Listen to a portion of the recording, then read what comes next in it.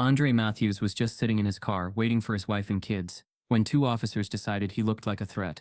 They didn't ask who he was. They assumed what he wasn't. But they had no idea they'd just cuffed a decorated Marine trained for war, forged in loyalty, and armed with the truth.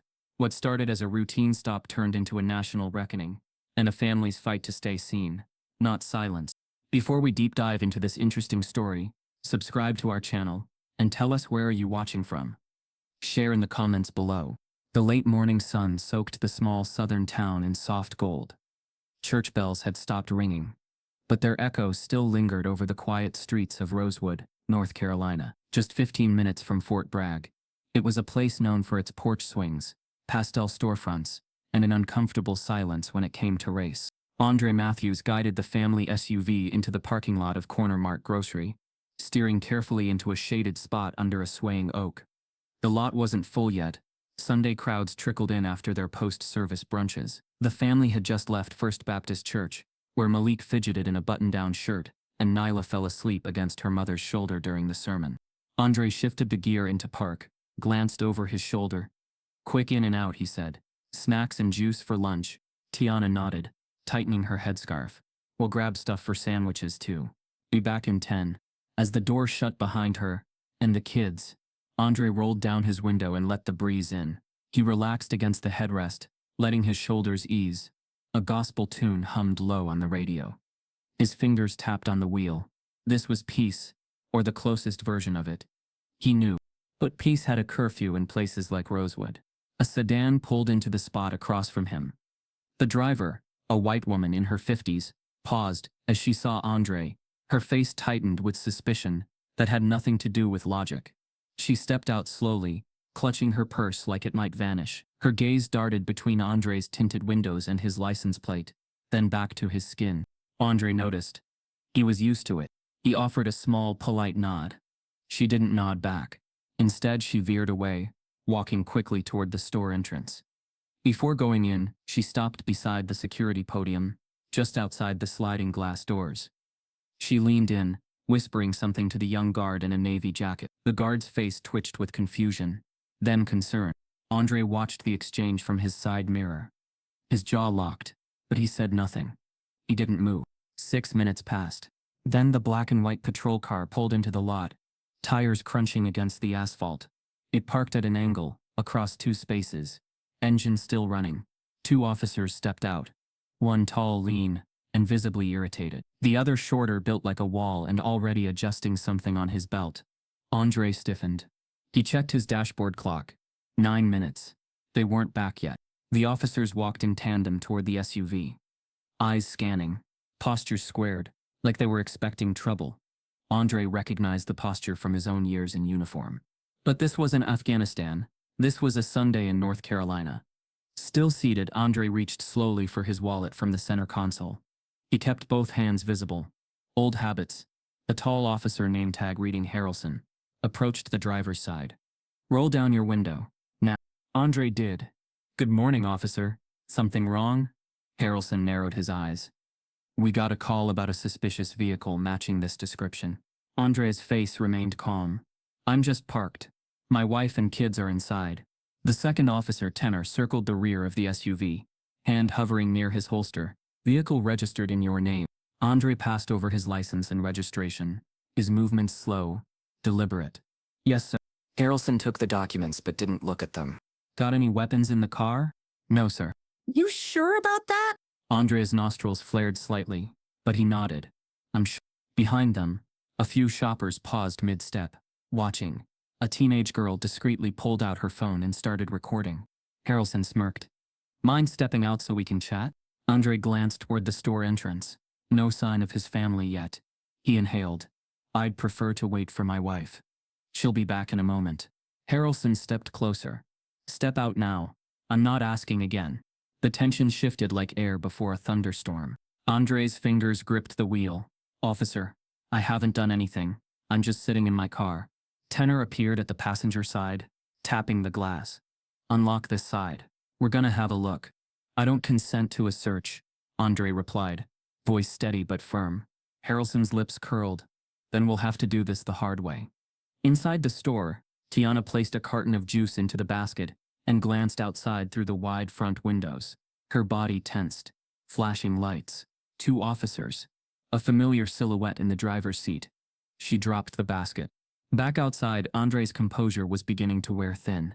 His breathing was shallow, but his expression didn't crack. Not yet. Harrelson placed a hand on his hip, thumb brushing against the grip of his holstered pistol. I said, "Step out." Andre's mind raced, not with panic, but calculation. Every breath had to be measured. Every movement could be misread. His children would walk out any second. This wasn't how today was supposed to go. He nodded slowly. "I'm stepping out now." As he opened the door, the short officer's hand went from resting to gripping his weapon. Harrelson took a half step back and issued a warning, loud enough for the gathering crowd to hear. "Don't make any sudden moves." Andre stood tall as he emerged. 6'2", composed, every inch of him trained discipline. But to them, it wasn't discipline. It was defiance. The whispers started from the nearby shoppers. Someone muttered, "Why are they messing with him?" Another voice answered, "Because he's black. That's all it takes." Andre raised his hands slightly, palms open. "I'm not resisting. You asked me to step out. I'm complying." Harrelson took a step forward, hands still on his weapon. "Let's see where this goes." At that moment, just as Tiana sprinted out of the store with bags in her hands, the situation teetered. Malik and Nyla trailed behind her, their smiles collapsing as they spotted their father surrounded by officers. Tiana screamed, dropping the groceries. "Andre? What's happening?" Andre didn't turn his head. His eyes stayed locked on Harrelson. "It's okay," he said gently, though the tension in his throat betrayed the calm. Harrelson took another step, now close enough to see the faint scar on Andre's temple. A mark left from a mission long ago. But he didn't ask about that. He didn't care. He cared only that Andre was tall, that he was calm, that he wouldn't cower, that he was black. And that was enough. Harrelson's fingers tightened on the grip of his holstered gun as he barked the next command. "Turn around and put your hands behind your back." Andre's wrists were still free, but his dignity was already under arrest. "Turn around. Hands behind your back," Harrelson repeated, louder now, his voice slicing through the tension like a dull blade. The whisper of disbelief from bystanders grew louder, scattering into nervous murmurs and the clicks of smartphone cameras beginning to record. Andre didn't argue. He moved with precise control, trained in compliance, and understanding the price of resistance when his skin color alone could be twisted into defiance. He extended his arms behind him, fingers spread, standing straight like a soldier awaiting orders. But he wasn't in uniform anymore. And they weren't his commanding officers. Tenor, the shorter and stockier of the two, stepped behind him and roughly yanked his arms down, clicking cold metal over warm skin. "Sir, I told you I'm just parked," Andre said calmly, his voice steady but holding back an ocean of insult.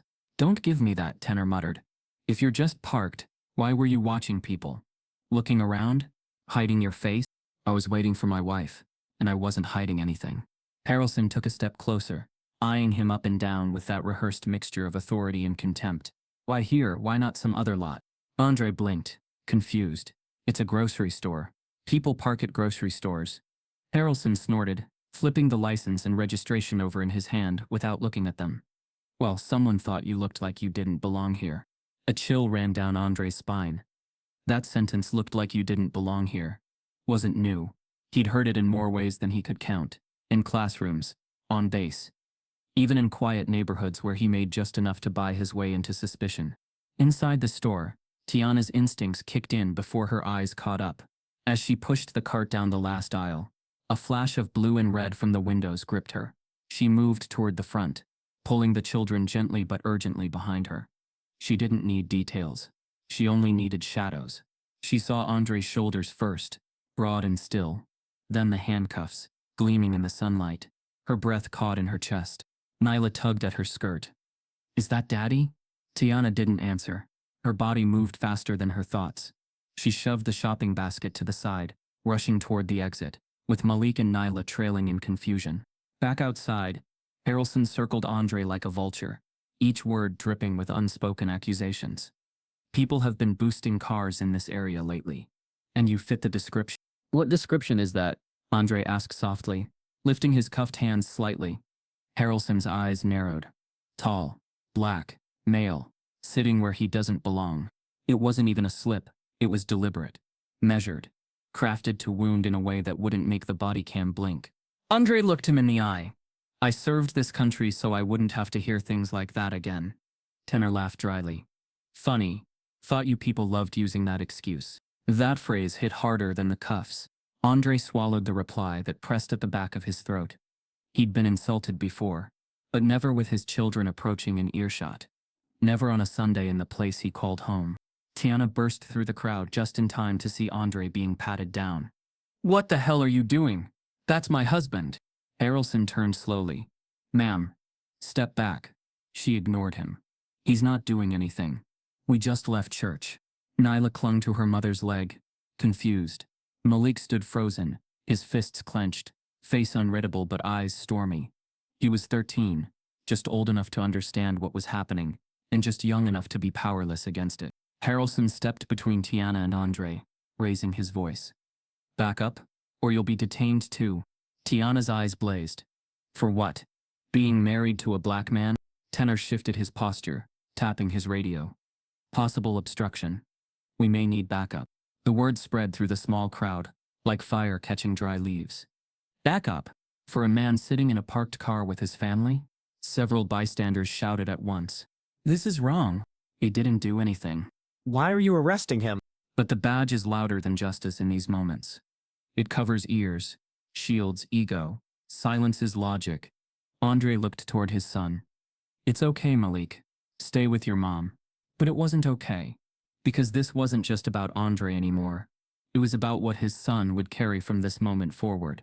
About the seed of fear that was being planted behind Malik's silence. About the questions Nyla wouldn't know how to ask yet, but would remember anyway. From across the lot, Rosa Santos, a young Latina in her early 20s, pulled out her phone. She worked part-time at the boutique next door, and had seen the whole thing unfold. Her screen lit up as she hit record. Then she opened Instagram and tapped live.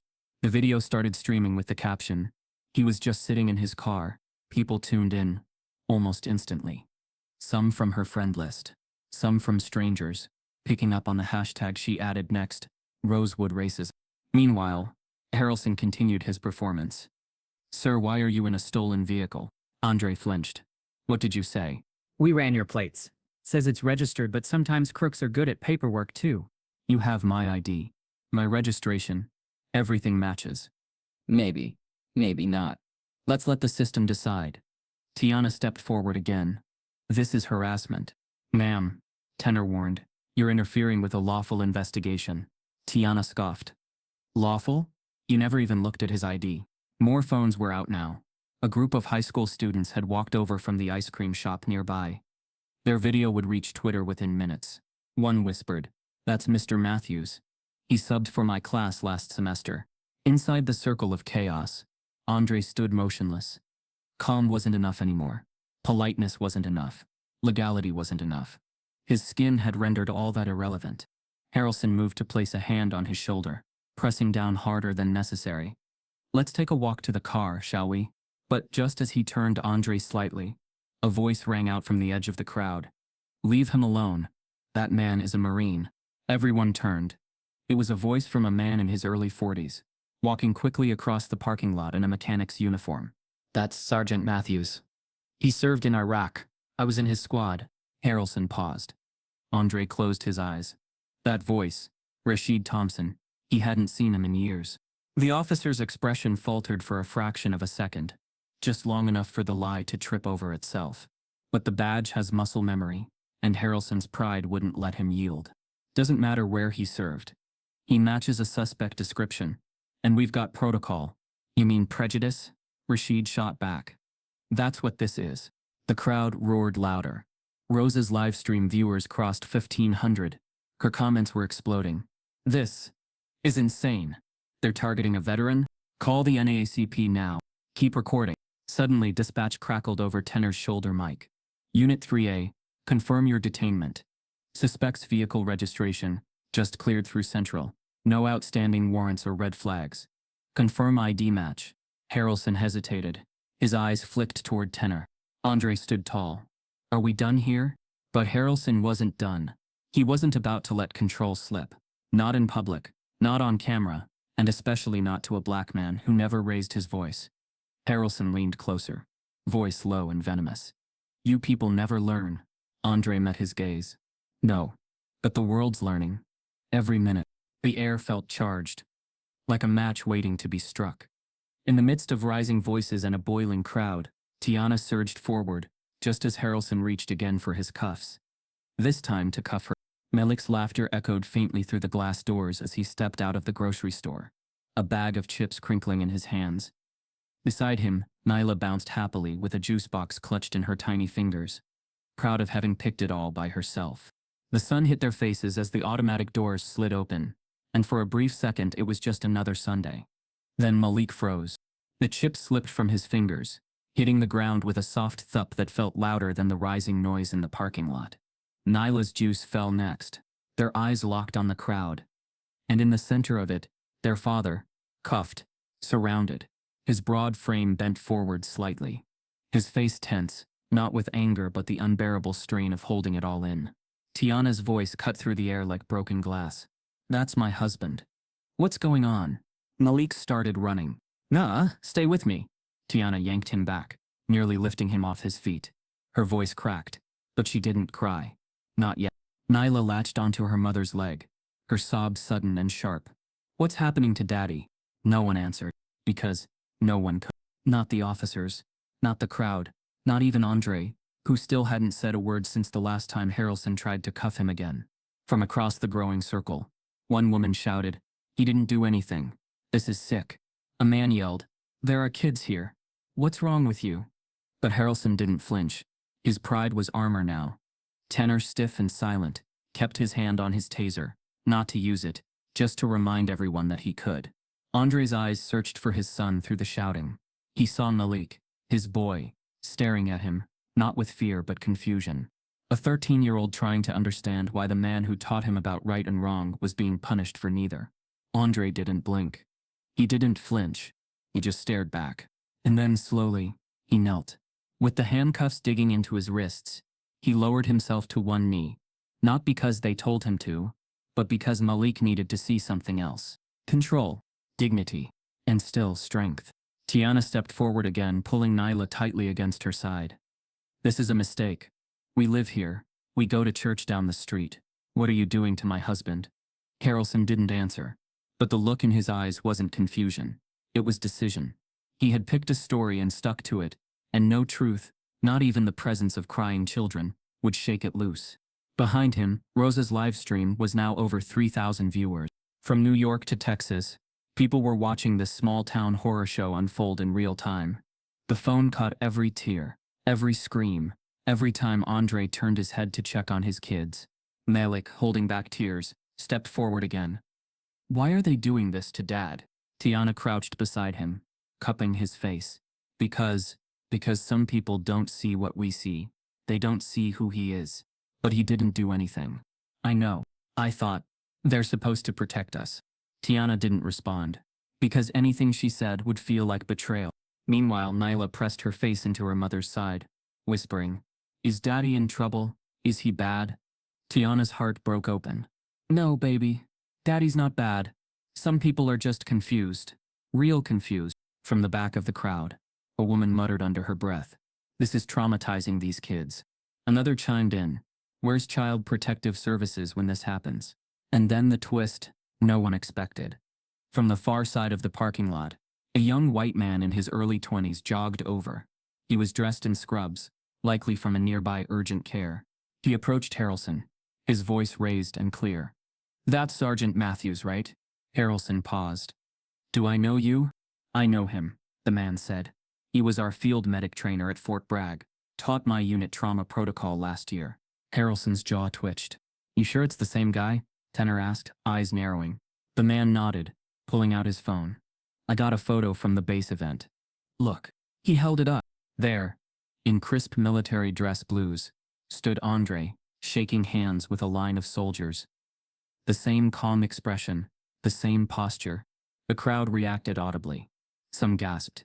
Others groaned. Harrelson looked cornered, but not enough to stop. He nodded to Tenor. Let's verify that later. Doesn't change what happened here. It changes everything. The medic shot back. But Harrelson turned away, pretending he hadn't heard. Andre's knee ached, but he didn't rise. He stayed low so his kids could see his face, so they'd remember this version of him. Not the cops, not the cuffs. Him. Tiana leaned in. They're trying to bury you in front of our kids. Andre gave her the smallest smile. But they're not gonna succeed. Then he looked up, eyes locking with Malik's again. And for the first time his voice cracked ever so slightly. Stay strong, son. Malik didn't respond, but something in his eyes shifted. Not broken. Just awakened. As Malik stared back at his father, a voice called out from the approaching sirens in the distance. Code Blue. Call off all detainments. Internal dispatch review triggered by live stream broadcast. The officers froze. The sirens didn't bring relief. They only made everything worse. 3 more patrol cars screeched into the parking lot, tires biting the pavement, as their lights swirled like angry beacons. Doors slammed, boots hit concrete, and a new wave of officers. 4 men, 1 woman spilled out like a tactical unit answering a threat. But there was no threat. Only a man in handcuffs, kneeling calmly, and a family clinging to each other beneath the weight of disbelief. Tiana instinctively pulled Nyla closer and stepped in front of Malik, shielding her children with a mother's last layer of faith. Officer Harrelson turned to the incoming units with a stiff nod. Seems unstable. Suspect is resisting, and the crowd's escalating. The words were crisp, rehearsed, radio-friendly. They weren't true, but they would be the version entered into the official log. One of the arriving officers, Lieutenant Carey, broad-shouldered with a radio permanently clipped to his vest, nodded and waved his team forward. Within moments, the Matthews family was surrounded. A circle of blue, not protection, containment. The crowd bristled. Rosa's voice whispered to her live stream audience. They're treating him like a criminal. Even after all this, this is what racism looks like. Her screen flashed as viewers poured in. Over 8,000 now. Comments spilled down in real time. This is insane. He's still in cuffs? Someone call the ACLU. They need to stand down now. But the officers weren't watching Rosa's phone. They were watching Andre, still kneeling, still silent, his children pressed behind him like shadows. Lieutenant Carey approached, his voice low but forceful. We received reports of a possible stolen vehicle. Sir, you need to explain why this car is registered under your name. Andre's head tilted slightly. Because it is mine. You got proof of purchase? I gave it to Officer Harrelson 20 minutes ago. Carey turned to Harrelson, who offered a lazy shrug. No solid verification. Could be fraudulent. We see that sometimes. Fraudulent. Even now, after confirmation over dispatch. Tiana's eyes flared. You're lying. You already verified the registration. The dispatcher just said it was clean. Harrelson's voice was cool. Ma'am, please step back. You're interfering. Malik stared up at the circle of uniforms. His voice, small but cutting, broke the heavy air. Why are they doing this to us? No one answered. Because the truth couldn't survive in that space. It would drown under protocol. Suffocate under the weight of blue silence. Tiana knelt beside Malik, cupping his cheek. They don't know who we are, but they're about to. Behind them. Rosa kept filming, her voice shaking now. This family lives here. They go to church here. They're being treated like they just robbed a bank. Then, an unexpected twist. A quiet voice behind the officers spoke. I recognize him too. That's Mr. Matthews. He was my middle school substitute. All eyes turned. A teenage black girl, maybe 15, stood near the ice cream shop, her hand hovering over her phone. She wore a green hoodie and jeans, her backpack slung off one shoulder. Her name was Kendra. I remember him, she said louder now, stepping forward. He told us stories about serving overseas, about integrity, about not letting anger win. Carrie hesitated. Just for a breath. Harrelson didn't. Back up, young lady. This isn't your concern. It is now, Rosa interjected. Because the whole internet is watching. Carrie's radio chirped again. Dispatch to Unit 3A. Repeating. Vehicle registered. Clear match. No criminal history. Subject is confirmed veteran. Be advised, situation has been flagged for departmental review. A pause. Then, stand by for supervisor-level response. Carrie looked at Harrelson. You heard that? Harrelson nodded but didn't move. Instead, he leaned toward Tiana. Ma'am, last warning. You keep talking over me, you'll be detained for obstruction. The crowd erupted. What? You gonna arrest his wife now? This is disgusting. She's protecting her kids. Tiana didn't flinch. She met Harrelson's stare with unwavering fire. You're gonna arrest me? For standing next to my husband while you lie about him in front of our kids? Harrelson's face tightened. He wasn't used to resistance that didn't scream or shove. That's what his training prepared him for. Not truth. Not poise. You're escalating the situation. No. You are. She shot back. You're escalating the fear in my children. The trauma in their eyes. The rage they'll carry after this moment. That's on you. Harrelson stepped forward. Malik instinctively moved in front of his mom. And that was the moment the crowd broke formation. People surged forward, not violently, but assertively. Arms outstretched, phones high, voices rising. One woman shouted, "We're not gonna let you take her." Another yelled, "You've got no grounds." Carrie raised both hands, finally sensing the thin ice cracking beneath them. Everyone calmed down, but it was too late for calm. Too late for fake control. Rose's livestream now topped 15,000 viewers. The hashtag Noreen Matthews trended nationally within minutes. Inside the circle, Andre stood slowly on his own, despite the cuffs still locked on his wrists. He turned to face Carrie. "If you're here to secure the scene," he said carefully, "then start by telling your man to stop threatening my wife." Carrie opened his mouth, but Rosa cut in first. "Tell the truth, Lieutenant. You've already been caught lying once." For a moment, silence returned. A tense, charged silence. Carrie's radio buzzed again. "Supervisor en route. ETA 5 minutes. Command advises all units disengage unnecessary detainment until review concludes." Carrie rubbed the bridge of his nose. "This just keeps getting better." Tiana glanced at her children. Malik's jaw was clenched. But he stood straight. Nyla now held Rosa's hand, quiet but watching. And in the midst of it all, Andre turned toward his son again. "Remember this, Malik," he said softly. "Sometimes power isn't about volume. It's about what survives the silence." Just as Carrie reached for his keys to unlock Andre's cuffs, Harrelson stepped forward again, this time pulling out a citation pad and announcing, "He's still being cited for loitering and obstruction." Let's put it in writing. The Rosewood Police Department had never been louder, and yet quieter. Phones rang. Desks clattered. Radios buzzed. But under it all, there was a silence, not of calm, but of anticipation, of something breaking beneath the floorboards. Officer Darnell Hicks sat behind his desk on the second floor, sipping lukewarm coffee from a chipped department-issued mug. Fresh out of the academy, his uniform still creased in the right places. 24, eager and black in a precinct that didn't quite know what to do with his presence yet. He didn't talk much, not because he didn't have anything to say, but because he was still learning when to speak, and more importantly, when not. A senior officer passed by his desk with a half-laugh. Guess Harrelson bagged another one. Darnell looked up. "Another what?" The man shrugged. "Some guy at Corner Mart. You'll see it on the logs." But when Darnell pulled up the digital arrest system, there was nothing. No arrest. No charges. Just a mention, "Suspicious individual. Subject held pending ID verification." He clicked into the call log. Male. African American. Mid-40s. Parked in vehicle. Possible loitering. That word again. Loitering. It was the modern day existing while black. Darnell leaned back, his stomach tightening. He grabbed his phone and opened Instagram out of habit. The first thing he saw was Rosa's livestream, shared by one of his college classmates with the caption, "Y'all, this man didn't do a thing. Cops swarming him like he robbed a bank." Darnell tapped the video. The screen filled with chaos. Sirens, uniforms, a crying child, a woman pleading, and at the center, a man in cuffs. A man Darnell knew. At first he thought it was a trick of the camera angle, but then the voice came through, low, composed, unmistakably Andre Matthews. Darnell stood up slowly, the phone shaking in his hand.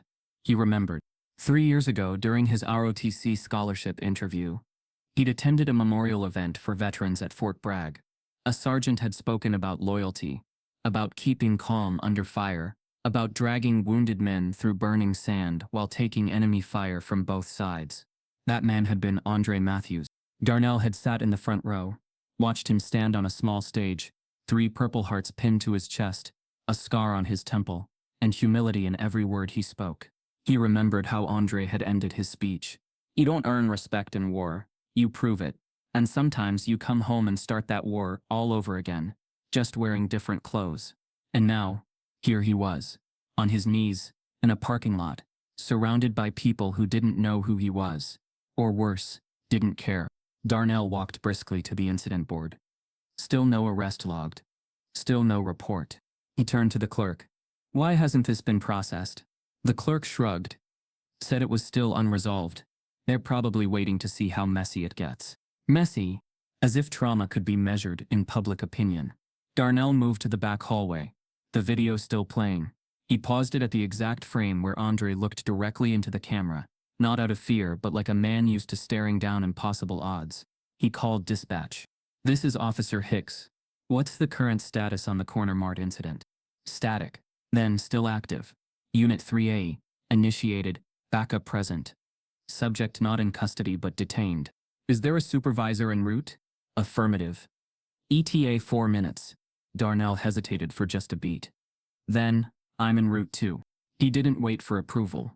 He ended the call, grabbed his jacket, and headed for the lot. Because sometimes, silence makes you complicit. And Darnell Hicks had seen too many silences. As he walked past the lockers, he passed a group of officers watching the same video on a break room screen. One chuckled. Dude didn't even flinch. Must be ex-military. Another replied. Still looked shady to me. Sitting in a car like that, just waiting, feels off. Darnell stopped. That dude saved lives overseas. He's a Marine. The room went quiet. The one who had laughed raised a brow. You know him. Darnell didn't answer. Because some names didn't need defending. They needed remembering. He walked out of the station, and into the summer heat, his badge suddenly feeling heavier than usual. As Officer Hicks started his cruiser and pulled out of the lot, a breaking news alert popped up on his dashboard screen. Veteran unjustly detained. Marine Sergeant identified in viral arrest video. In a world wired with cameras, truth should have been easier to find. But as Officer Kyle Harrelson stepped away from the scene to radio dispatch, his fingers slid quickly over the body cam strapped to his vest. Beep. Blink. Off. The small red light vanished. Not by malfunction, but by intent. Across the lot, the tension hadn't loosened. If anything, it was being quietly tightened by every uniform that joined the circle. By every extra second, Andre stayed in cuffs without a charge. By every whispered instruction shared between officers behind sunglasses and clipped tones. Harrelson turned his back toward the crowd, pressing the button on his radio. Dispatch, this is Unit 3A. We've got a non-compliant male, African-American, approximate age mid-40s. Subject became agitated and verbally aggressive. Situation under control for now. But we're requesting clearance to proceed with citation and detainment if resistance escalates. None of it was true. But that didn't matter. Because on paper, perception often outranks reality. Behind him, Tiana paced back and forth beside Andre, who still hadn't been uncuffed. Her face was a map of exhaustion and fury, and her hands shook, not with fear but with the desperate effort to not strike back at the injustice right in front of her children. Why is he still restrained? She asked loudly. Why hasn't anyone removed the cuffs? The car is registered. The dispatcher confirmed everything. Why is this still happening? Officer Tenor approached but didn't meet her eyes. Ma'am, please step back. I'm not stepping anywhere, Tiana snapped. What's his charge? Harrelson returned from his call, sliding his radio into place. He was non-compliant, he stated flatly. Andre, who had stayed silent through it all, looked up slowly. I haven't resisted a single order. You raised your voice. No, I didn't. You looked aggressive. Andre blinked, stunned by the nakedness of the lie. I was sitting in my car. Harrelson leaned in, lowering his voice. You gave us attitude the second we walked up.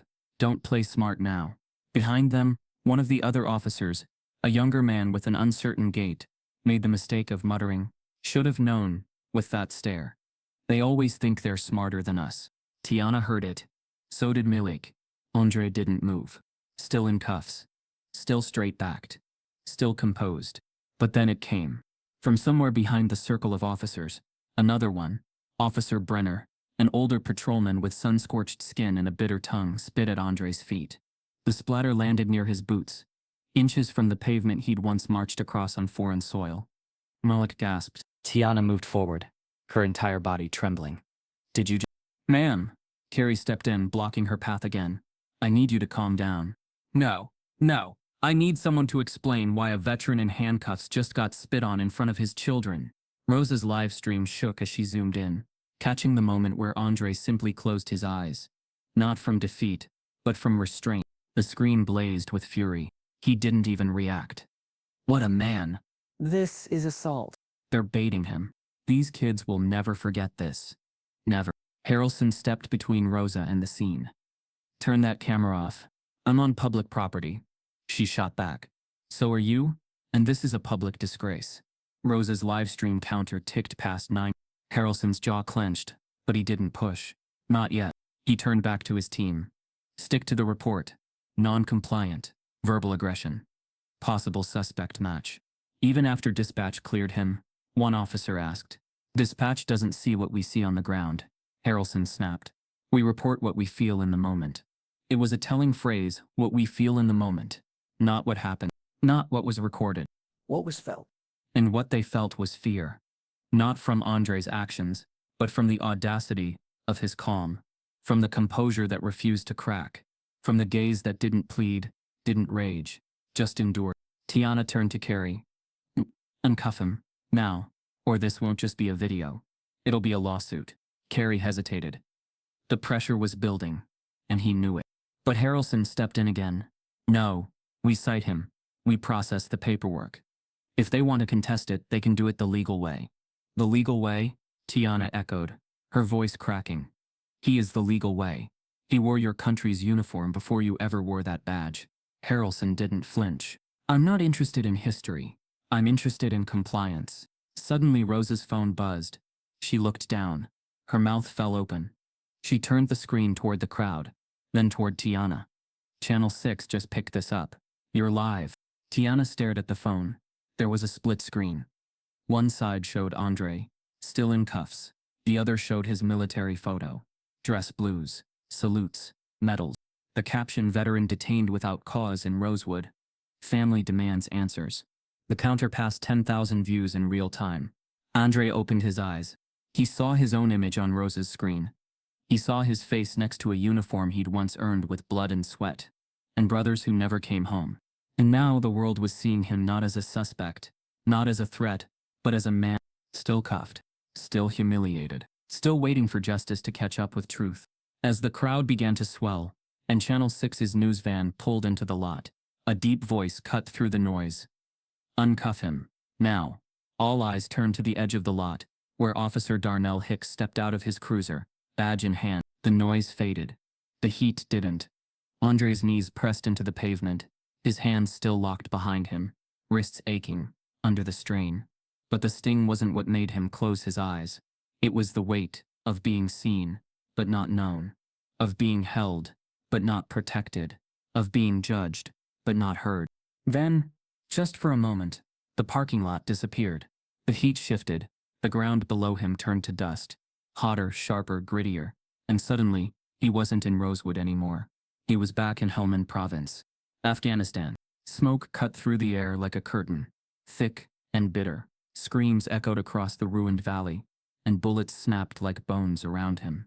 The air was raw, the sun savage, and in the middle of the chaos, Andre Matthews ran toward the fire instead of away. Corporal Jenkins had taken a shot to the chest, left side, just below the collarbone. Andre had seen him go down through the haze, and instinct overrode everything else. He hadn't waited, hadn't thought. He sprinted across open ground, dodging fire, dragging Jenkins by the vest strap through the burning sand, his boots slipping in blood and oil. The memory was so vivid. Andre could still feel the grit in his throat. Get him out of there! Someone had shouted through the comms. Matthews is already there, came another voice. Surprise. Andre had dragged Jenkins 50 yards to the safety of a blown-out Humvee, applying pressure with one hand, calling for the medevac with the other, barking orders to two panicking privates nearby. You don't get to freeze! It snapped! This man has a wife. Move! He remembered the sweat that burned his eyes more than the blood on his hands. He remembered how the surgeon on the chopper had looked at him and said, "You just gave this man back to his daughter." And he remembered later, during the debrief, when his CO pulled him aside. "You're the kind of soldier this country brags about," he said. And for one small second, Andre had believed it. But belief doesn't always survive the flight home. The memory cracked like glass. And he was back. Rosewood. The ground beneath him now was not sand, but asphalt. Not blood, but the spit of a man who wore the same badge he once protected. The circle of officers still surrounded him. The cuffs hadn't loosened. But something in his chest had hardened, not with rage, but with quiet defiance. A refusal to let this version of the world unmake what he knew he was. His breathing slowed, not because he was calm, but because he refused to let them hear it shake. He opened his eyes again, blinking against the sun, and he saw Rosa still filming. He saw Malik, still watching. And he saw Harrelson still pretending. The moment should have broken him, but instead it clarified him. Tiana crouched beside him. "Andre," she whispered, her voice soft but frayed. "You still with me?" He nodded once. Her eyes filled, but she didn't cry. "I can't take much more of this." "You won't have to." She blinked. "What?" He looked forward. "Something's changing. I can feel it." She followed his gaze, and that's when she saw him. Officer Darnell Hicks, stepping out of his cruiser with purpose in every stride. His badge was already visible, his eyes locked on Harrelson with a storm brewing behind them. The crowd quieted for a moment, sensing the shift. Harrelson straightened, his hand casually brushing the hilt of his baton, as if the young black officer's presence required tactical awareness. Hicks didn't flinch. He walked right into the circle and stopped just feet from Andre. But Andre wasn't looking at Hicks. He was looking past him, to the Channel 6 news van that had finally parked at the edge of the lot. A cameraman jumped out, already filming. The news anchor, a woman in a blazer and heels, adjusted her mic. The broadcast had gone live. Everything was now on record. Not just Rosa's live stream, not just the cell phone videos, but the formal news. The kind people watched over dinner. The kind that made careers, or destroyed them. Harrelson noticed too, and for the first time his mask cracked. Just slightly. Hicks cleared his throat. "Why is this man still in cuffs?" Carrie stepped in, already defensive. "He was flagged for loitering." "Was he violent?" "No." "Did he resist arrest?" "No physical resistance." "Was he verbally abusive?" Harrelson cut in. "He was defiant." He matched a suspect's description. Hicks turned to Andre. "Sir, are you armed?" Andre shook his head slowly. Hicks took a breath. Then he pulled a key from his belt and stepped forward. "Sir, I'm removing these cuffs." Harrelson stiffened. "That's not your call." Hicks didn't look at him. "He's not under arrest. There's no charge logged. He's on private property where he had lawful business. I reviewed dispatch logs on the way here. The man is clean." He knelt beside Andre and gently unlocked the cuffs. The moment they fell away, Andre didn't move. He didn't rise. He just exhaled. A breath that had been waiting hours, or years to leave his chest. The crowd erupted in quiet claps, then cheers. Rosa whispered into her phone. "They're taking the cuffs off." But Andre didn't smile. Not yet, because he knew something too many people still didn't. That removing chains wasn't the same as granting freedom. As Hicks helped Andre to his feet, a voice crackled through Harrelson's radio. Subject confirmed to have received Defense Distinguished Service Medal. Public Affairs is requesting urgent incident review. All involved officers to prepare for internal inquiry. Harrelson's face drained of color. Officer Darnell Hicks had removed the cuffs from Andre Matthews' wrists only minutes ago. But it felt like he'd peeled back something bigger. Something older. Something rotting, just beneath the surface of the badge he wore. And now that the wound was open, the infection inside was reacting. Harrelson stood with arms crossed, his eyes narrowing with every second Hicks stayed in the spotlight. His jaw flexed, but he said nothing as Hicks helped Andre to his feet. Andre adjusted his shirt silently, his wrists red and raw. He didn't thank Hicks because dignity doesn't owe gratitude for what should have never happened. Across the crowd, Malik stared at his father like he was seeing him for the first time.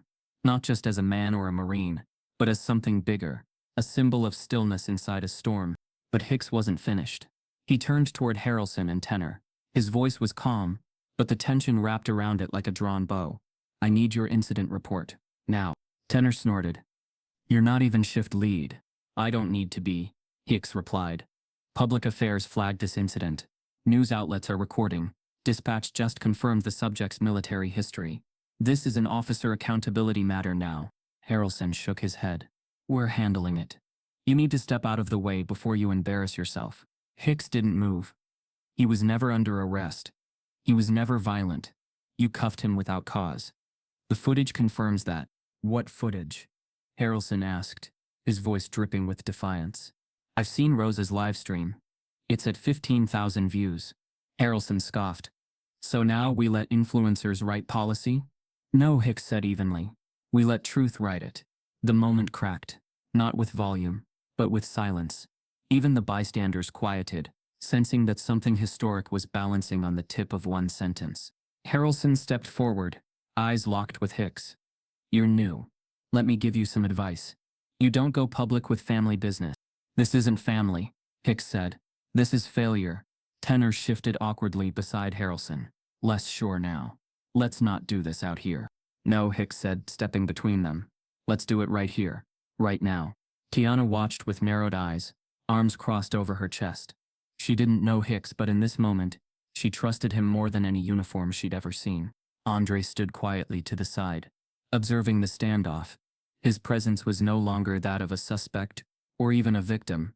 It was something harder to define, a kind of moral gravity that made truth bend toward it.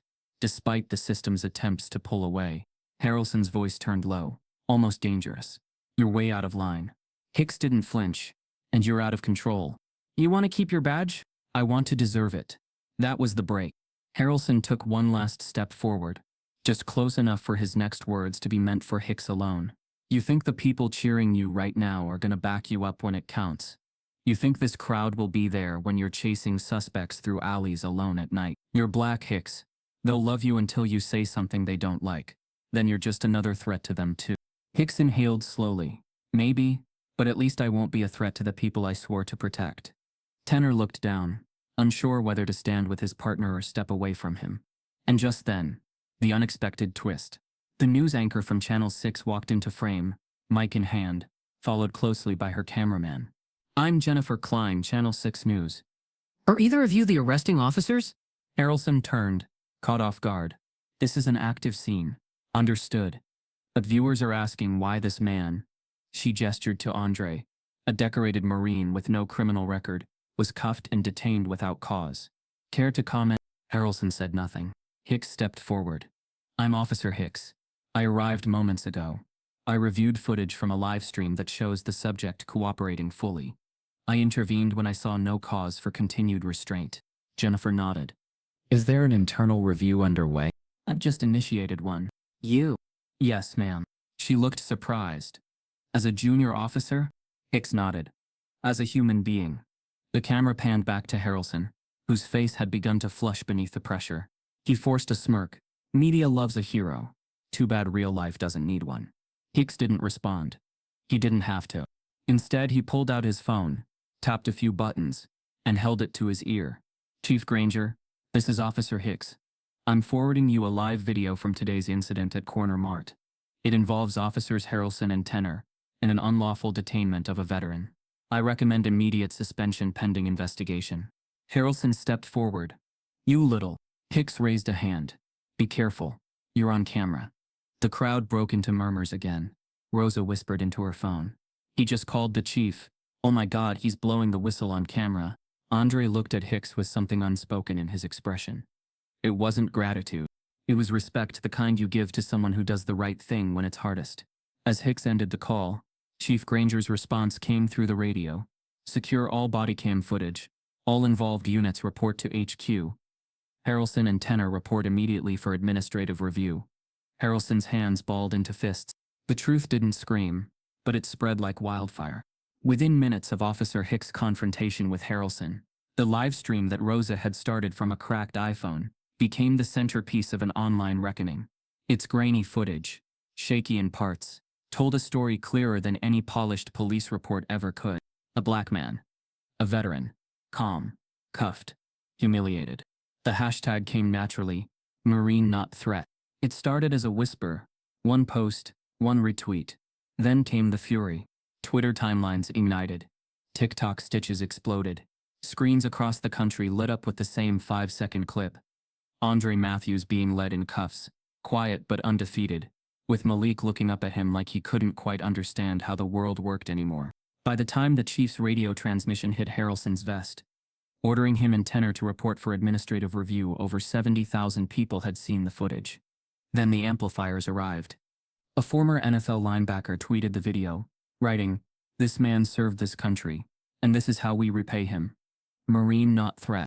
An Oscar-nominated actress reposted Rosa's original stream, adding, "I don't know his name yet, but I know his pain, and I know this system needs to burn."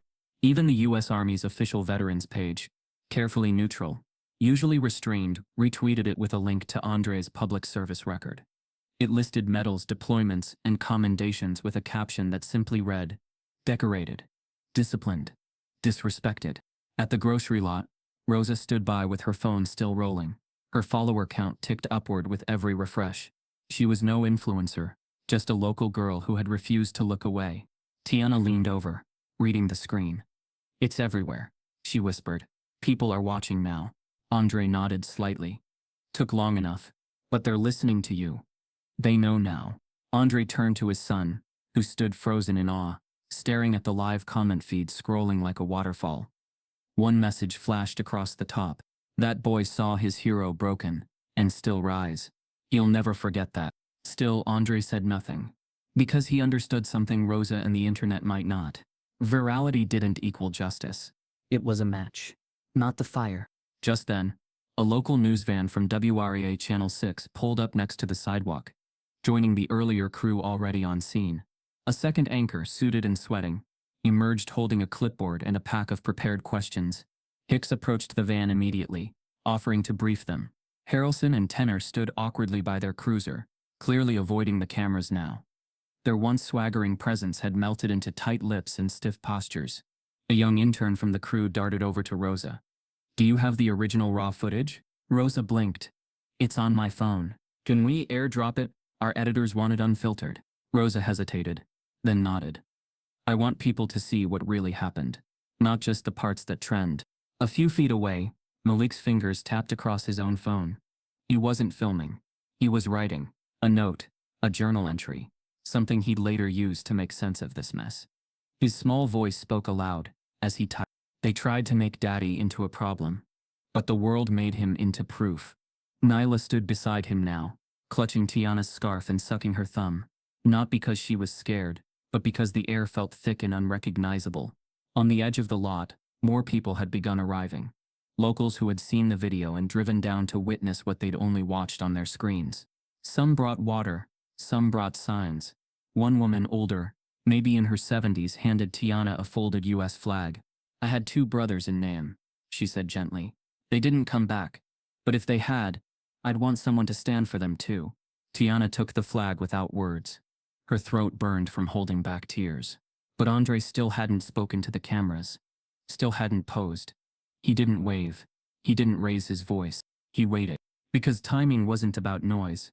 It was about truth showing up when lies got tired. Then came the shift. A large white van, wrapped in a national cable news logo. NBC News, turned onto the lot from the main road. The crowd parted. Phones lifted. Tiana's heart skipped. Andre looked up. And Rosa whispered, "Now the country's really watching." The van parked.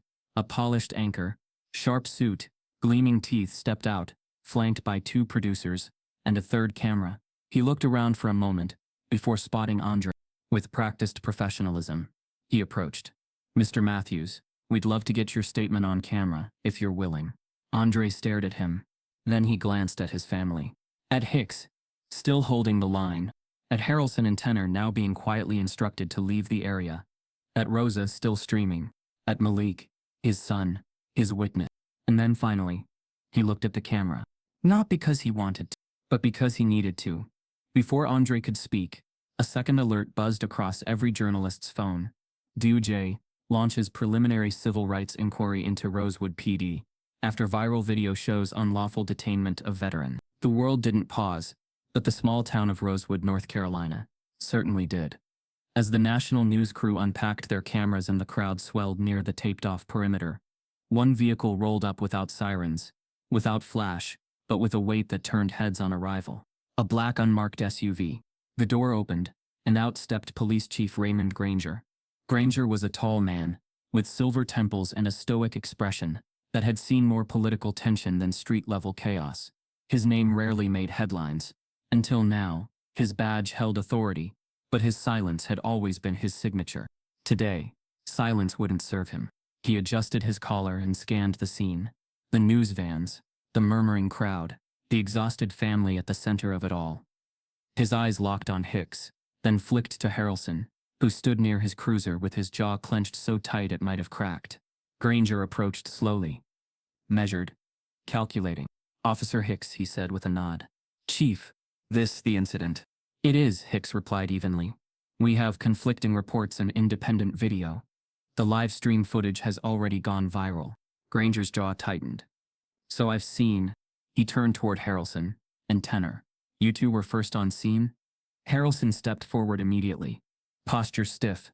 "Sir, we responded to a suspicious vehicle call. Upon arrival, the subject displayed evasive behavior and refused to provide proper identification."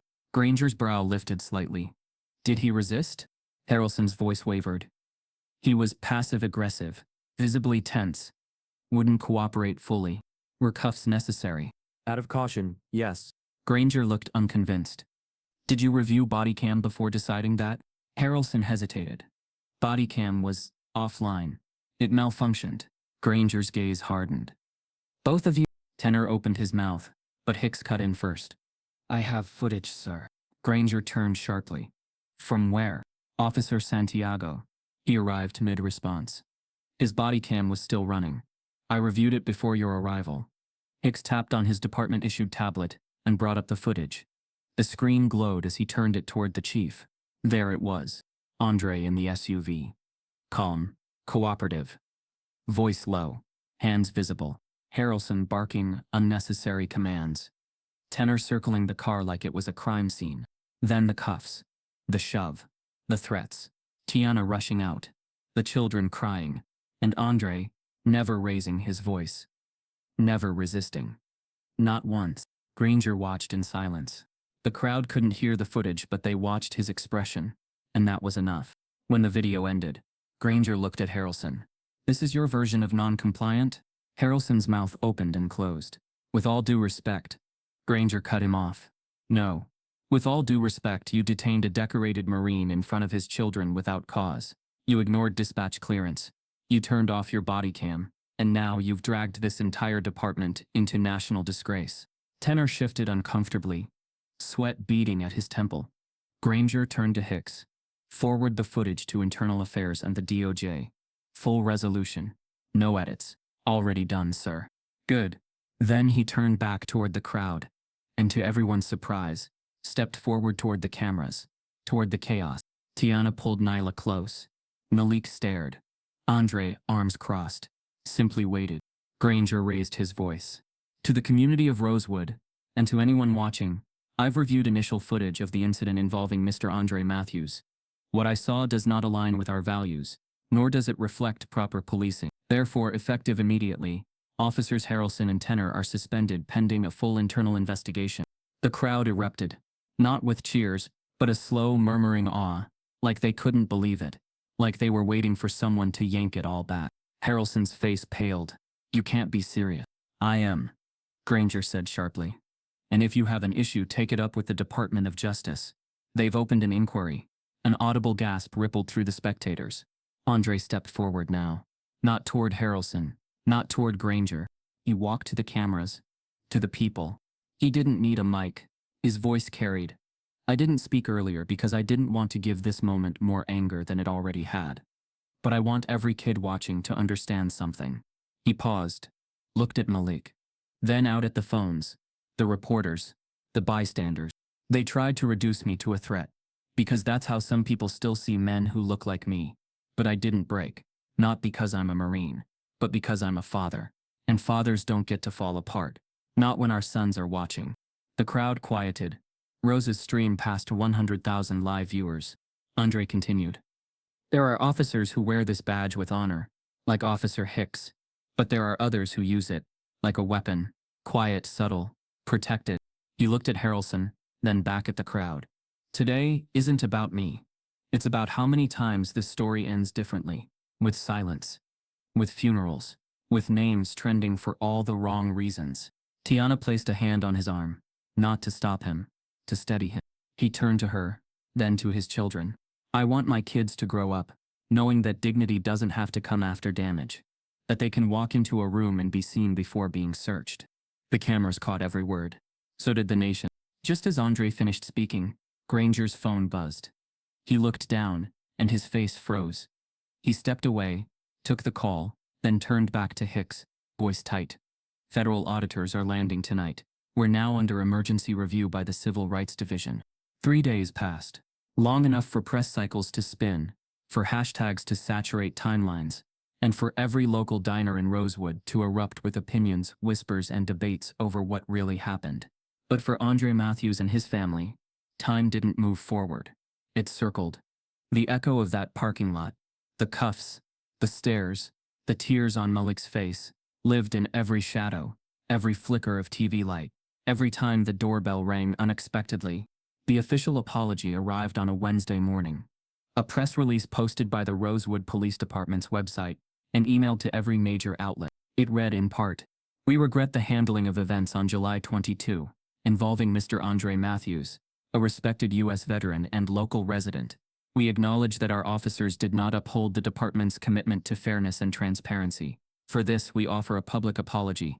It was signed by Chief Granger.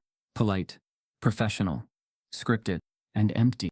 Later that day, Granger hosted a brief press event in front of City Hall. He stood stiffly behind a podium, a U.S. flag fluttering to his right, and said the words he was expected to say. "We apologize to Mr. Matthews and his family for the pain caused. We are implementing a full policy review and bias training within the department." Then he stepped away. No questions. No detail. Just a box checked off the crisis protocol list. The media was quick to turn their cameras toward Andre, hoping for a rebuttal, a handshake, a quote that wrapped the story into a feel-good redemption arc. But Andre wasn't there. Because apologies only mean something when they're offered before the cameras arrive. Instead, a day later, a different press conference was held, one no one had expected. This one wasn't hosted at City Hall. It was held on the grass lawn in front of the local American Legion Hall. No podium, no political backdrop, just folding chairs. A few local vets, reporters standing awkwardly in the midday heat, and Andre Matthews, dressed in his marine dress blues, medals polished, spine straight, eyes unreadable. Beside him stood 8 other Marines, men of all races, from all corners of the country, some with silver in their beards, some with fresh scars on their necks, brothers in blood. Andre stepped forward.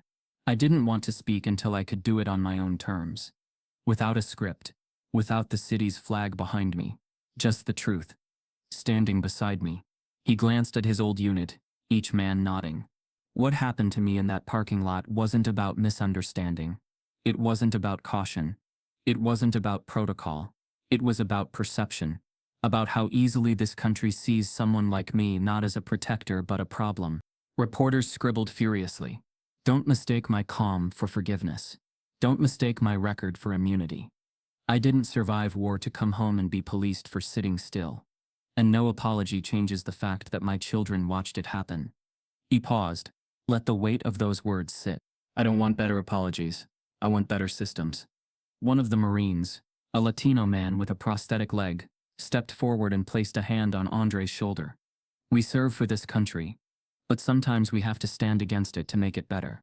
Andre nodded. He looked into the crowd, directly at a group of young black teens from a local youth center who had come to watch. Don't let them rewrite what happened. Don't let them turn my dignity into their PR victory. This story belongs to us now. The press conference ended without fanfare. No press kits. No prepared statements. Just quiet applause from the vets. And silent tears from those who recognized themselves in Andre's steadiness. Later that evening, back at home, Andre sat on the front porch with Malik. The sun was low. Orange haze draped over the neighborhood like a blanket. Wind chimes whispered in the background. Malik was quiet, chewing the side of his lip the way he did when something hard sat on his chest. Andre didn't push. He waited. Finally, Malik asked the question that had been slowly poisoning his peace. Will they do this to me one day too? Andre didn't answer right away, because he wanted to lie. He wanted to say no, with the full force of belief behind it. He wanted to wrap his son in assurance like armor. But Andre Matthews had never lied to his children. He looked down at his hands, still slightly scarred from deployments. Then at his son, whose hands were still soft, still new. He placed a hand over Malik's. They might. Malik blinked. Andre's voice cracked. Just slightly. But if they do, you'll know who you are. And you won't let them take that from you. Even if they try to humiliate me. Andre nodded. Especially then. Malik looked up, his eyes welling. But you didn't do anything wrong. I know. So why did it happen? Andre exhaled slowly. Because some people only see uniforms when they're blue. Not brown. Not black. But that's their blindness. Not your burden. Malik didn't reply. He just leaned against his father. Andre let him. Because sometimes, love is loud. And sometimes, it's silent and still. Two hearts beating in rhythm on a porch, hoping the world finally learns to listen.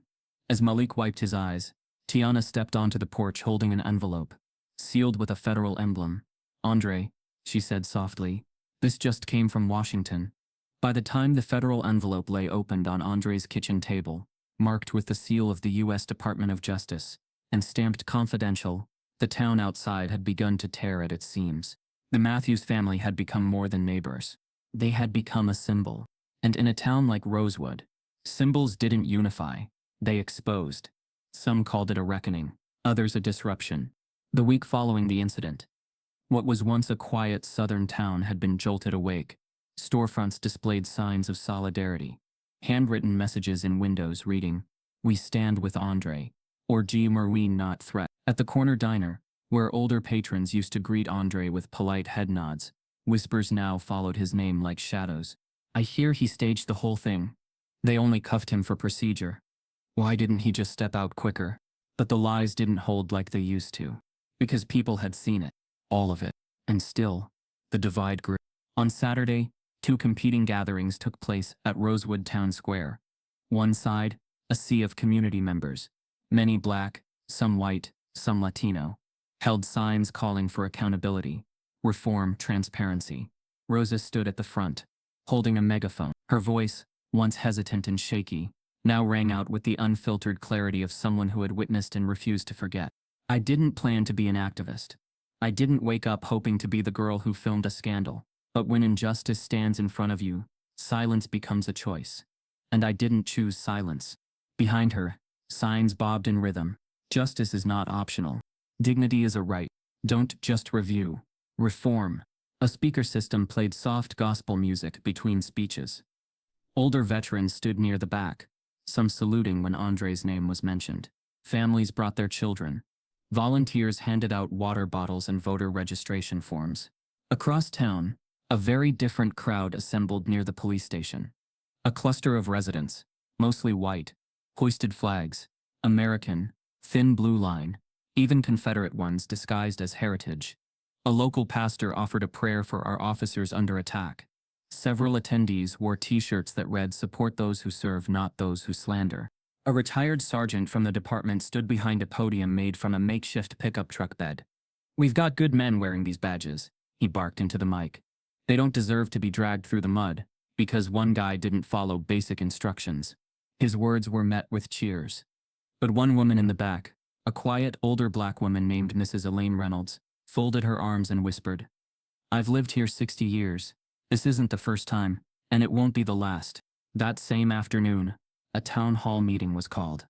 It wasn't just full, it was packed. The mayor sat tight-lipped at the front of the council chamber, flanked by Chief Granger and two public relations officers. The room buzzed with tension. Not loud, but brittle. The first speaker was a teacher from Rosewood Elementary. She trembled at the mic. "My students saw the video. We had to pause math class to talk about racism. They cried. I didn't know what to say." Next, a white business owner stood. "I back the blue. Always have. But this didn't feel like protection. It felt like profiling." Then came Rosa. She didn't ask to speak. She just stepped forward. "My video was never supposed to go viral. I filmed it because I couldn't unsee it. I'm just a girl with a phone. But even I knew something was wrong. Why didn't the officers know?" Her words hung in the air, unanswered. Later that night, under the weight of the mounting protests, Rosa received a private message from someone who claimed to work at the county's HR department. It simply read, "You should see Harrelson's file. It's not the first time. Attached was a single redacted PDF page. Rosa clicked it open. Her jaw clenched. There were 3 past complaints filed against Officer Harrelson, 2 from black teenage boys, 1 from a Hispanic delivery driver, all citing racial profiling, all internally resolved, none publicly disclosed. One included a disturbing note. Subject was ordered to exit vehicle at gunpoint. Officer report he looked like he might run. Rosa didn't hesitate. She posted the screenshot. Captioned it. Pattern. Not accident. It went viral within minutes. The next morning, the department was forced to confirm the existence of prior complaints, though they were quick to claim none were sustained. But the damage had been done. The town no longer argued about whether Andre was wronged. They began to ask a more dangerous question. How many others never got filmed? Just as Rosa's post began trending nationally, a former officer anonymously emails a local journalist, claiming he once witnessed Harrelson tamper with body cam evidence, and has. The wind shifted in Rosewood, not a breeze in the air, but a change in tone. In urgency, in consequence, what began as a viral moment was now a full-blown federal reckoning. Within 72 hours of Rosa's leak of Harrelson's complaint history, and the bombshell email from a former officer detailing body cam tampering, the Department of Justice moved with unusual speed. Internal affairs, normally buried in bureaucracy and delayed decisions, had their marching orders from the top. An inquiry turned into a case file. A case file turned into subpoenas. And the quiet police department that had once stood untouched in the heart of a southern town was now under a microscope, with the world watching. Andre's name led the headlines. Not because he wanted it to, because he had to. With legal counsel from a civil rights law firm out of D.C., Andre Matthews filed an official federal lawsuit under Title 42 U.S.C. Self 1 1983 for the violation of his 4th and 14th Amendment rights. The lawsuit wasn't just against the individual officers. It named the department, the city, the culture that enabled it. And it wasn't written in legalese alone. It was written in experience, in trauma, in testimony. One paragraph read, Mr. Matthews was subjected to unlawful detainment, public humiliation and emotional distress in front of his minor children, despite full compliance and no criminal activity. The incident, captured live and viewed by millions, reflects a systemic failure to distinguish between threat and presence, compliance and skin color. The response was immediate. Officer Tenor resigned quietly, 2 days later. No press conference. No farewell. He submitted his badge in a manila envelope, placed it on the front desk, and walked out without speaking to anyone. Some called it guilt, others cowardice. But Rosa said it best in her next live stream. He knew, and he couldn't carry it anymore. Harrelson, however, didn't fold. He lawyered up. A press statement from his attorney declared, My client stands by his actions, which were within policy and made in good faith during a high-stress situation. We reject the politicization of policing. But internal affairs had seen enough. They unearthed not just complaints, but procedural red flags, repeated discrepancies in body cam logs, inconsistencies in report narratives, and a disturbing pattern of stops that disproportionately targeted Black and Latino residents. And then, the unexpected twist that shook even the investigators. A warrant to search Harrelson's home computer revealed deleted footage archives. Recovered by forensic software was partial body cam footage from 3 prior stops, one involving a 17-year-old boy who had claimed in 2021 that Harrelson shoved him against a patrol car and searched him without consent. The video showed the teen compliant, silent, and scared. The shove happened. So did the smirk afterward. That footage never made it into the official report, but it made it into the federal investigation. The public was never shown that clip, but Andre was. His lawyer called him one night, asked if he wanted to see it. Andre said yes, and after watching it he simply said, How many boys never even got this far? Meanwhile, Rosewood simmered. Protests continued, though more structured now. City officials were being asked questions they could no longer dodge, and every public forum was filled with tension, not just about Harrelson, but about what his actions revealed. People began reviewing old arrest records, traffic stop patterns, complaint resolutions. What they found wasn't explosive, but it was corrosive. Minor infractions that turned into overnight detentions. Body cams that mysteriously failed during certain stops. A pattern of ignoring civilian complaints labeled, resolved without follow-up interviews. The town had been operating in a fog. Now the fog was lifting, and the damage was in plain sight. For the Matthews family, Life became both surreal and exhausting. Andre kept a low profile when he could, though his face was now recognized everywhere. Tiana shielded the kids from most of it, but even Nyla, only 8, had begun asking questions with too much weight in them. Will people still like us?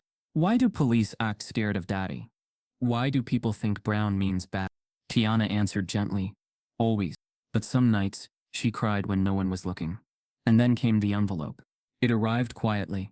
No knock, no fanfare. A cream-colored package slipped under their door, marked with the seal of the U.S. Department of Justice, and addressed to Mrs. Tiana Matthews. She found it as she stepped out to grab the morning paper. The air was cool, still, deceptively calm. Her hands trembled as she picked it up. She brought it inside, placed it on the kitchen table. Andre sat nearby, flipping through the local news, which was now always about them. Tiana called softly, Andre. He looked up. She held up the envelope. It's from the DOJ. It's addressed to me. Andre's brow furrowed. He stood, walked over, and took it gently. Then he paused. Tiana, he said slowly. This isn't about the case. She nodded. I know. He opened it. Inside was a letter, typed, formal, from the Civil Rights Division. Tiana read it aloud, her voice wavering as her eyes moved across the words. We are writing to inform you that based on the circumstances surrounding the public incident involving your family, your community involvement, and the impact your response has had on local and national conversations, you are being formally invited to serve on the newly established Federal Community Justice Advisory Panel. She stopped. Andre blinked. They want you on a panel? She kept reading. This panel will advise the Department of Justice on reform initiatives, civilian oversight frameworks, and strategies to rebuild public trust, especially among marginalized communities. Your voice has become one of calm strength and accountability. We believe your insight is critical. Tiana folded the letter. She didn't cry. She smiled, but not out of joy. Out of something deeper. Resolve. They're not just asking for me, she said softly. They're asking for us. Andre nodded. Then maybe we finally get to shape what comes next. As Tiana held the letter against her chest, Rosa's phone buzzed with a new anonymous tip. A hidden folder in the department's server titled Archived Body Cams. Internal only. It would have been easy for the Matthews family to disappear, to retreat, to live quietly behind drawn curtains and new locks, letting the media frenzy fade while memories hardened into silence. But they didn't. They transformed.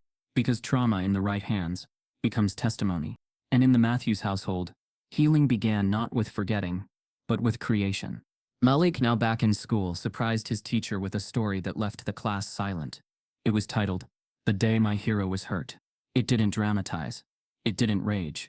It simply recounted a father in a parking lot. A moment that changed how his son saw the world. The lesson that followed, not in loud words, but in silence, and the choice to remain steady even when everything screamed collapse. His teacher submitted the essay to a statewide writing competition. It won, not because it was polished, but because it was real. When Malik accepted the award at a modest ceremony, held at the county library, he wore a small pin on his shirt, a silver eagle, his father's old Marine badge, clipped near his heart. I used to think heroes wore capes, he said to the audience. But sometimes they wear cuffs and still stand tall. Meanwhile, Nyla expressed herself differently. She drew. Dozens of sheets poured from her bedroom each week. Stick figures at first, then more detail. In every one her father wore a blue cape and boots. But the scenes weren't fantasy. They were recreations. Andre standing calmly beside angry officers. Andre holding her hand at a protest. Andre speaking to classrooms. Daddy doesn't fly, she once explained proudly. He just helps people stand. Tiana kept every drawing in a binder labeled Truth Through a Child's Eyes. Because sometimes children tell the story best, without filters, without politics. Andre, now navigating a new role in the public eye, turned his experience into purpose. He began speaking at local schools, not as a victim, but as a reminder, a caution, a mirror. At predominantly black schools, he sat on small plastic chairs, looked kids in the eye, and said, "You are not a threat." At mixed schools he reminded every student, respect isn't earned by skin, it's earned by how you treat people. He didn't talk about medals, he talked about moments. Moments where the world would try to shrink them. Moments they had to expand anyway. One morning after speaking to a group of 6th graders, A boy lingered at the back of the classroom. He didn't say much. Just handed Andre a folded piece of paper and said, "Thanks. I didn't know adults felt scared too." Andre opened it later. It was a sketch of a man with brown skin, standing in front of a group of children. Above the figure were 3 words, "You protected me." At night, Tiana often sat on the porch, her binder of Nyla's drawings resting beside her.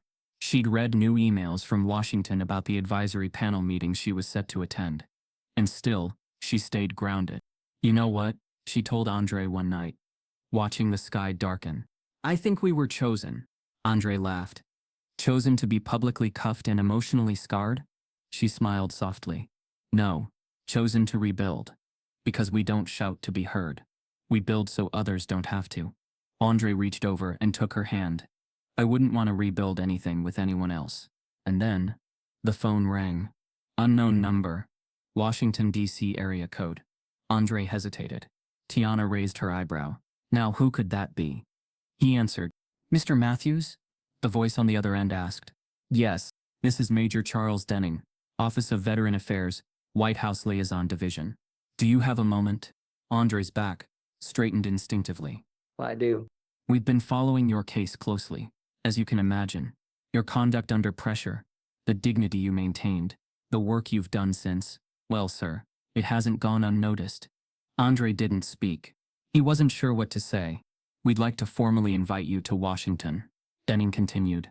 "There's an event, a recognition ceremony for veterans who've shown exceptional leadership and civic courage post-service."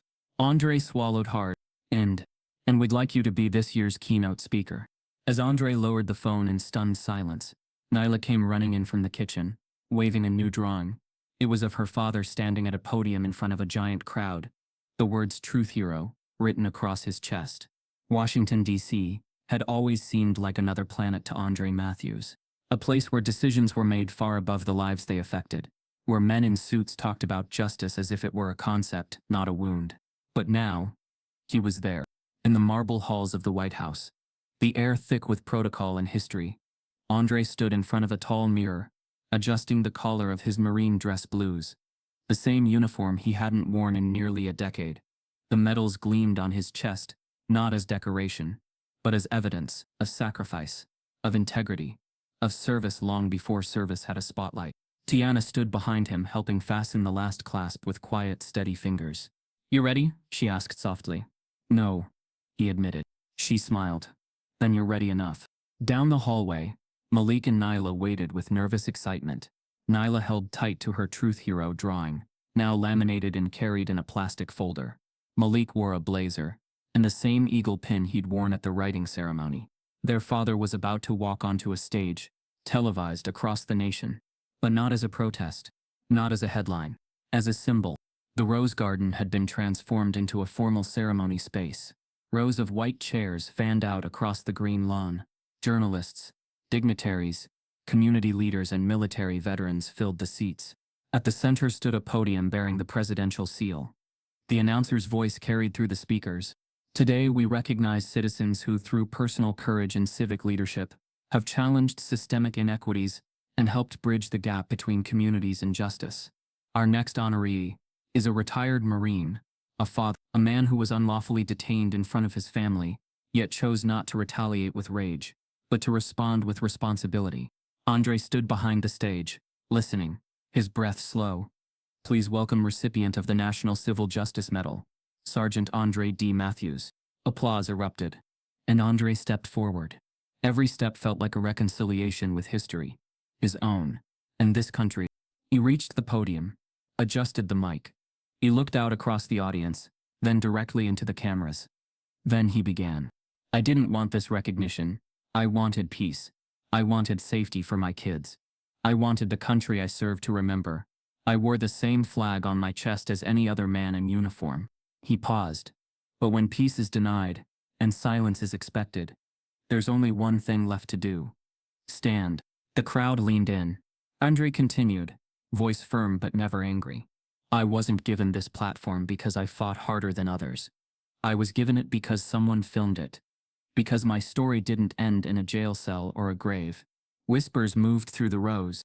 He looked down for a moment, then back up. "But I don't stand here alone. I stand with the names who didn't go viral. The men and women profiled, restrained, erased quietly. I stand with every child who's been taught to fear before being taught to dream. And I stand with the people who refused to look away when my dignity was tested in public view. He gestured gently toward Tiana and the kids. My family never asked me to be strong. They just asked me to come home. And now that I have, I refuse to come home, empty-handed. I carry with me the weight of every injustice I couldn't stop. But I also carry the proof that change begins the moment we stop waiting for permission to demand it. The crowd broke into applause. This wasn't a speech. It was a message, etched into the memory of a nation struggling to recognize its reflection. As Andre stepped back, the president approached. A handshake. A solemn exchange of gratitude. The medal was draped around his neck, a gold emblem of balanced scales framed by olive branches. He stood tall. Not taller than before, just finally seen. The image went everywhere. News stations ran the clip with headlines like, "From detained to decorated, the rise of Andre Matthews. A Marine's moment of grace becomes a movement. Justice in uniform. How one man redefined heroism." Social media flooded with side-by-side photos. Andre in cuffs. Andre at the podium. The caption: he never needed their permission to be great. He just needed them to see. Back in Rosewood, the footage played on the diner TV. Even the skeptics grew quiet. In classrooms, teachers paused lessons to show the speech. And in homes across America, Black fathers and sons watched together in silence, eyes meeting with unspoken recognition. The DOJ reforms began rolling out within months. Civilian oversight panels were strengthened. Body cam regulations were tightened. Rosewood's police department, now operating under a federal monitor, began a cultural overhaul. But the biggest change wasn't policy. It was possibility. Because Andre's story, born from pain, tested by silence, had become a torch. And torches aren't meant to be held forever. They're meant to be passed. Andre, back home weeks later, stands at his front yard. Malik runs across the grass with a neighborhood friend, their laughter light. Nyla skips behind them, superhero cape flapping in the wind. Andre watches, his medal resting quietly on a shelf inside. His arm wraps gently around Tiana as the sun sets behind them. The kind of sunset you only earn after surviving a storm. If this story shook something in you, don't scroll past it. Use your voice where silence once lived. Speak this truth at your dinner table, in your classrooms, at your city halls. Because the next Andre Matthews won't need our sympathy. He'll need our solidarity. Let this moment